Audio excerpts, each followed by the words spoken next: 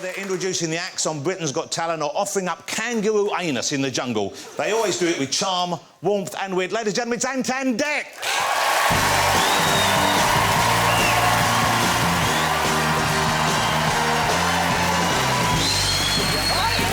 See you again. Thank you for coming on. You go that way. Good, how are you? Great to see you. Come and sit down. Ant Dec, ladies and gentlemen. How fabulous to have you back on the show. Thank you for joining us. Nice to be back. Lovely to be back. I noticed there, when I said Ant Dec, you actually came out Ant first. We always do. So you always do that? Always do. I'm used to it now, yeah. So you don't mind coming second? I'm still slightly bitter about the whole situation. Yeah. But no, I'm used to it now. We kind of do that. Even in the car on the way here, we sit Ant Dec, don't we, in the back of the car? Yeah, we do. We do, don't we? Yeah. What, in the pub, if you're out socially? We tend to... It just kind of happens all the time now, yeah, we're kind of used to it. And was it because it was alphabetical? Was it just because it was A came first, or...? Yeah, alphabetical. That's what it was, Jonathan. It's all about...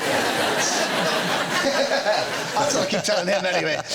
Yeah. But I thought Dec and Ant has a kind of a ring to it. Dec and Ant doesn't work. Doesn't work, not now. It's ingrained now. And I don't think Dec and Ant would ever worked. No. Dec and Ant? It sounds like decadent, decadent. So it's a bit poncy. It's a bit poncy that way, isn't it? I think. I mean, Dec, full stop, is sort of poncy, isn't it? Here you go. Congratulations, though, because since last we met, and you will probably know this, ladies and gentlemen, Dec has got engaged. I have. Yes, congratulations. How wonderful news. Thank you. Yeah. It was November, I believe. Was that right? It was November, just before I'm a Celebrity Get Me Out of Here. Yeah, on the way to Australia, me and I had a little holiday in Oz before we travelled down to the set, and I popped the question in the Hayman Islands, yeah. So how did you pop the question? Can I ask you if that's not too personal?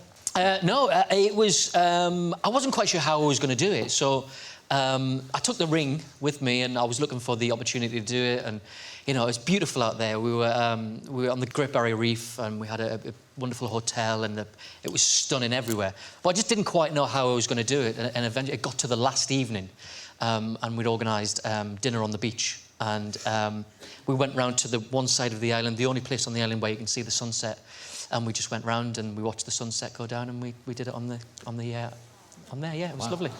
Oh, and then, so you did it, and then you popped the question straight after. Have you decided on, you know, I don't know when the date is, I'm not going to pry too much, you're going to want to keep that private, but have you decided on arrangements like a best man, for example? Have you asked anyone to be your... Have you asked anyone to be your best man? I've been thinking about it long and hard. Yeah. It's tough, because you want it to be a genuine friend. Yeah, you want to be someone who's close to you, don't you? Yeah, I wanted to be... Somebody you've known for a long time. Somebody who... Somebody you get on with. Yeah, you know. all of those things, it has to be someone like that, so... I haven't asked anybody yet, right, but I'm close to asking somebody. Okay. So you're not... Have you got... I suppose there's quite a lot of people it could be then in your head, because you're very popular. You've got a lot of friends, I know that. What are you talking? You've got one friend, it's me! I've got one friend, it's you! What do you bet it's going to be Robbie Williams? Me and Alan were having a great chat backstage. Alan, if he asked you, would you be his best man? I mean, you can ask him now if you... I mean, do you want to do this now? I mean, it's best not to do it on telly, isn't it? You know, these kind of things are personal. Have you got a busy summer, Alan? I'm thinking about doing it in the summer. I'm totally available. I don't want the other fella there, though. All right. The other fella. And you know what, that works. Alan Dec works. Dec and Alan's fine. He's relaxed. Yeah, okay. But you presumably it's going to have to be. You can't not. Yeah. No, genuinely, I have asked Ant, and he's going to do it for me. Oh, that's so nice. I can't bloody wait.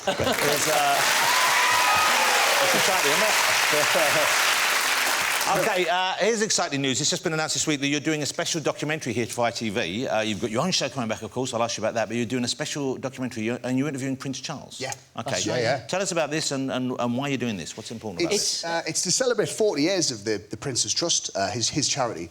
And we're 40 this year, so kind of... It works quite well for him and for us. And we're going to join him and have unprecedented access to him and see the work he does and go to all the charities and meet people who the charity have helped over the course of the next few months, really, of this year. And it's been a huge success, the Prince's Trust. I mean, it's changed so many people's lives, hasn't it? And I guess you'll be talking to a lot of the kids, who some of them would be, you know, grown-ups now, of course, quite old, but whose lives have been changed by that. Yeah, absolutely. That's what we're going to do. And we're going to go around and see a lot of the projects that he set up back in the North East as well, where we came from. So we're really looking forward to that, spending some time with him and kind of getting under his skin a bit and getting on his nerves, probably. That's a weird picture. That looks like Ant with Nick Clegg behind him. It's either Nick Clegg or KD Lang. I can't work out. OK, so Saturday Night Takeaway is back, ladies and gentlemen. Isn't that exciting news? Thank goodness. Thank goodness. Because without you two, ITV would collapse, let's face it. Me and Paddy McGuinness, we'd be back on the bins if you weren't knocking around. So my favourite part of the weekend when it's on, I'm guessing there'll be some new features, but also some of the old favourites coming back as well? Yes, absolutely. We have audience hits where we surprise people in the audience. Yeah. We've got Win the Ads, we've got all the things. Ant versus Dec is back. And this time, for the first time, we've got a brand new shiny app that you can play along at home, so you can choose who you think's going to win the challenge. If you're right, you could win money at home if you get the right one. The Littles are coming back, Little Ant Dec are coming back to annoy a load of celebrities. I tell you what I love, before we talk about stuff, I love the undercover pranks you do. Oh, yeah. I love seeing people being caught out in the way, and it's always good-natured, it's always warm-hearted, but it's funny. But at the same time, I love seeing the characters they get you dressed up in. Yeah. And I also love hearing you, let's face it, struggle with the accent. Yeah. Everything's just tinged with a little bit of Geordie, isn't it? Yeah. Here's a few of the characters that Ant and Dec have been over the years. Let's have a look at this. That's when you did David Dickinson. Yes. Yeah. And I think you were, Dec, you were Scouser in that one, weren't you? Well, no, you were meant to be a mank, but then David Dickinson said, oh, good Scouse lad. So Dec went, oh, I'm going to have to go with this. So you rolled with it. Yeah. Improv. Yeah. OK. Yeah. And my character was a Geordie, actually. It was a Geordie. I thought there's no point trying anymore. I'll just go with it. Yeah. Frank the Geordie, second-hand car salesman, yeah. This next one, you were in America because Jeremy Kyle was out there doing his show. Yeah. And that's right. quite extreme. I mean, they're really... But on that picture, it looks like all three of us have got prosthetic legs. He won't let me say that. You keep looking, it does. He looks the least realistic of the lot of you. Look at those, the crack. The next And one I was here. a security guard. I mean, yeah. Now, this was the one when you trick girls allowed. We were a pair of Irish nuns. Sister Mary and Sister Bernadette. Do you ever feel a little bit guilty, though? Because I know, I mean, normally, as I said, it's genuine, it's warm-hearted, but sometimes you sort of trick people into the situation. Sometimes it's an event that they're looking forward to, isn't it? And so you have to kind of, be there to undercut it. Yeah. Sometimes, we've done that, where we get people down and do the undercover on them, and then it turns out that they actually haven't got that gig that they thought they were getting. We done one on Bradley Walsh where he thought he was doing an after-dinner speech and he thought he was getting paid 10 grand for the speech. and it was for this company, and it turns out that Bradley was doing the after-dinner speech, and we told all the audience were actors, and we told them not to laugh at any of his gags. Wow, that's about as cruel as you can get. I know. It was hilarious, though. I can imagine. And then the company's mascot, the duck, had died.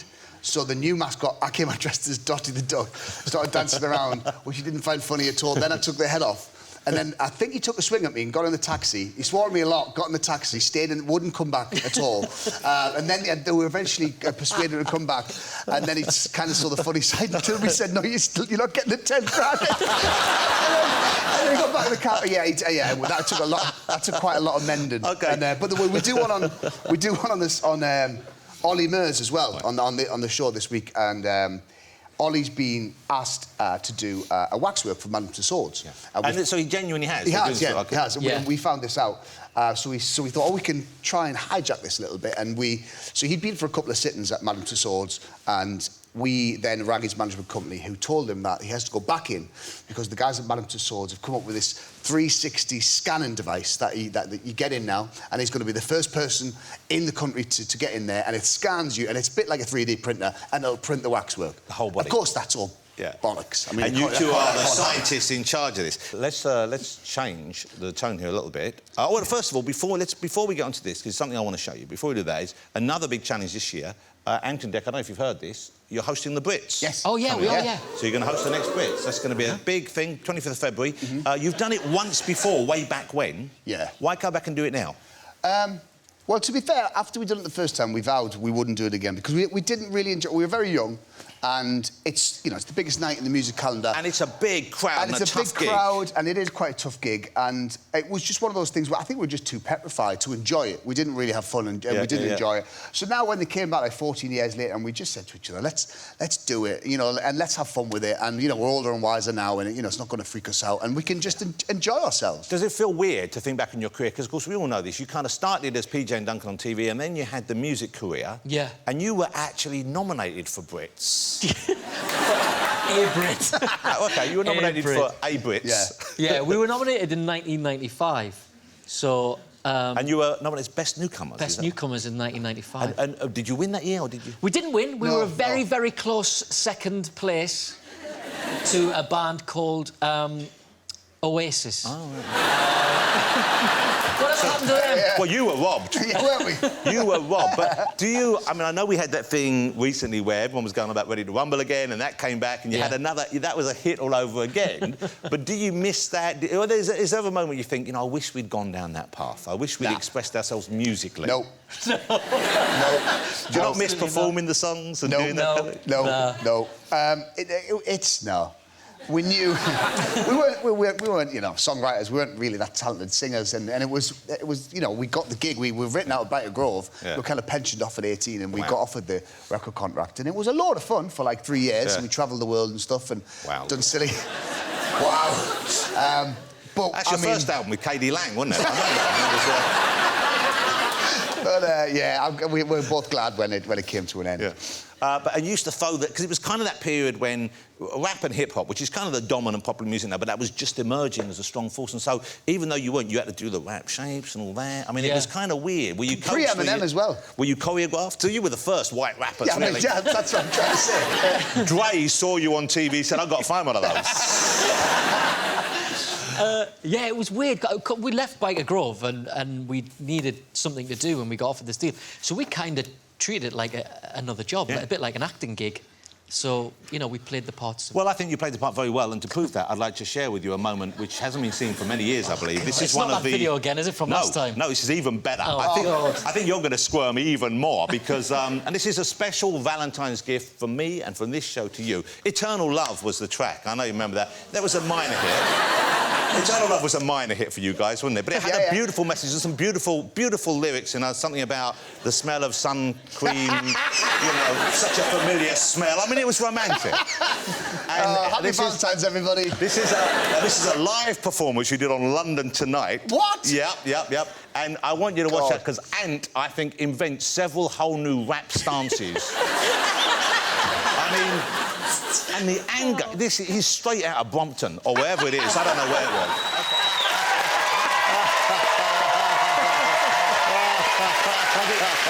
Wow, that was... He's gone. He's gone. He ain't coming back, I promise.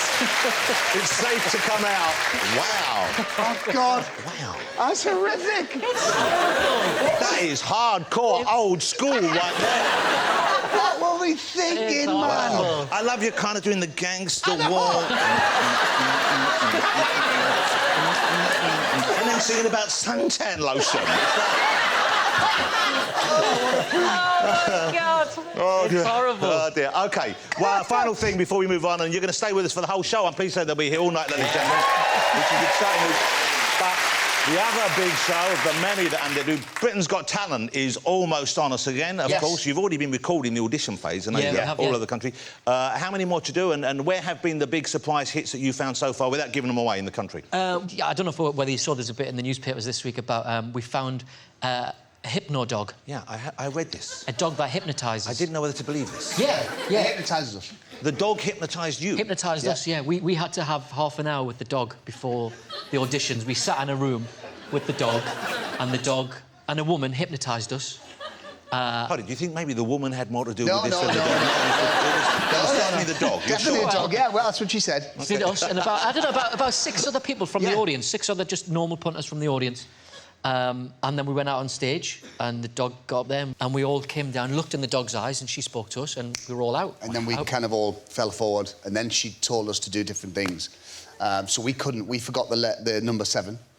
So we were counting up, we just passed 7 every time, count us to 11 when we counted our fingers. And you just couldn't... It didn't You quite... didn't realise you'd Didn't missed realise... it. You've seen it when people are hypnotised, they just look like kind of trancey, and it was a bit like that, really. And other people got hypnotised into thinking... it was this couple that got hypnotised into thinking that we had no clothes on.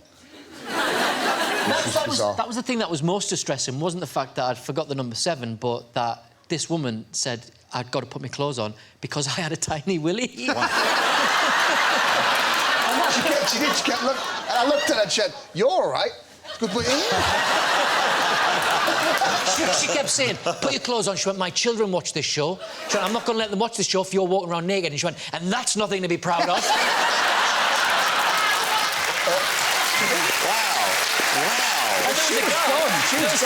And there was a guy who was with us, sat next to her, and he just kept giggling. He's going like that. And he looked at him and went, "You're all right, mate." So even in the hypnotic world... Wow. Even in the hypnotic world, Ant comes first. That's what it is. Ladies and gentlemen, Ant Dec. Oh, thank you.